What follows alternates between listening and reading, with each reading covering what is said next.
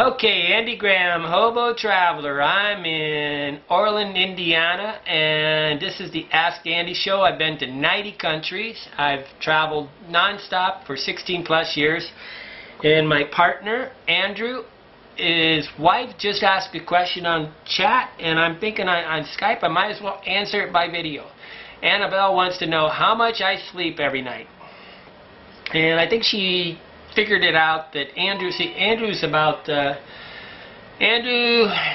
gets on, we always seem to connect, but he's like, or maybe it's like 3 o'clock in the afternoon right now, and it's 8 o'clock in the morning. He's in India, and he's in Goa, India, and he's been my partner for over 10 years. Now, I woke up this morning at about 3 o'clock in the morning, but I'm on jet lag, right? So, basically in Togo it's about 7 hours. So, it goes on and on and on. And I don't really sit around trying to I do not force myself to sleep. So I woke up and I was talking with Andrew. And I think his wife narrowed it down that really it seems like I didn't sleep at all, right?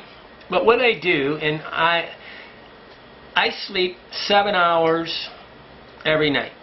Just like thing. But the problem is, if I go to bed at 8 o'clock at night, I'm going to wake up 7 hours later. So 8 o'clock at night, that's going to be 3 in the morning, right?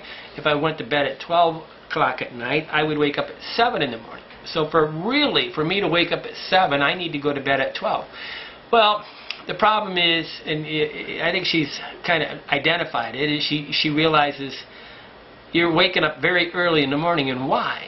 And the reason is that after sunset, anywhere on the planet, unless you're drinking and partying and going out with your friends, there's just not that much to do. Okay? And so what I end up doing is watching a movie at sunset, which is, I don't know, say 7 o'clock here in America. I watch a movie, it kind of ends at 9 o'clock, and boom, I fall asleep watching the movie. 7 hours later, I wake up.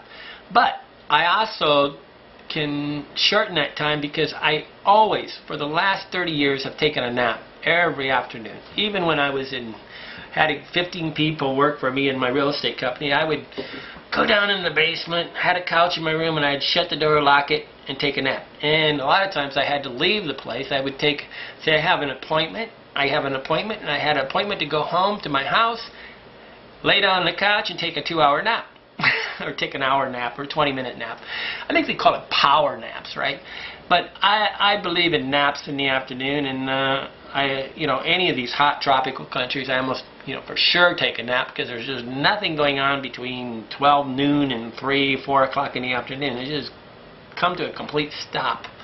Tropical countries always do it. They call it siesta, and then siesta in French and siesta in Spanish, and the whole world sort of comes to a stop. What is unique about me is I just don't care about time. So if I feel like falling asleep, I fall asleep. If I feel like waking, I wake.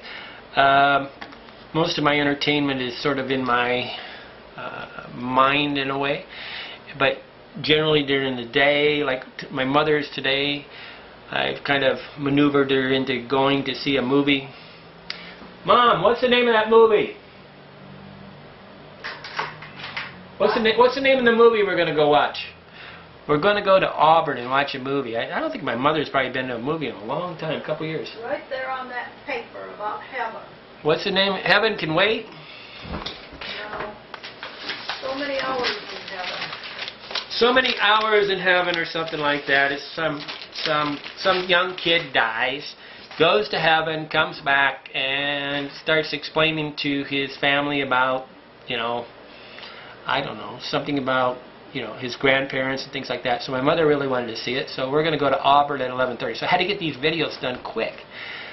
But bottom line, if I watch a movie, I'm liable to fall asleep. So luckily in the theater I won't fall asleep. But generally, I've always rented movies, and hardly ever, I never subscribed to YouTube. I stopped doing HBO because I would always fall asleep in the middle of the movie, and there wasn't any way to reverse it, right? By the way, I got on a Thailand. This is a crew member shirt for Survivor Thailand. I was in Thailand, and I'm going to show you some shirts every day. I got the thing on the back. I paid, I don't know, $10 to buy this shirt from the guy trying to buy a bunch. I bought a bunch of those bandanas. They were selling them on eBay for $50. My mother kept giving them away. I don't think I only have like 1 or 2 of them left. But I was in Thailand when they had the Survivor Thailand thing. I went there right after it was over with and actually was watching it in the place. It's Koh Taro Tau. And guess what? It was not primitive, except for the one cave where I stayed. They had a helicopter pad on it, and they didn't even call it Survivor. They called it the show there. But, okay, how many hours do I sleep? 7 hours. I wake up and I take naps. But it's always flipping around, and I just don't care. Okay, thanks, Annabelle.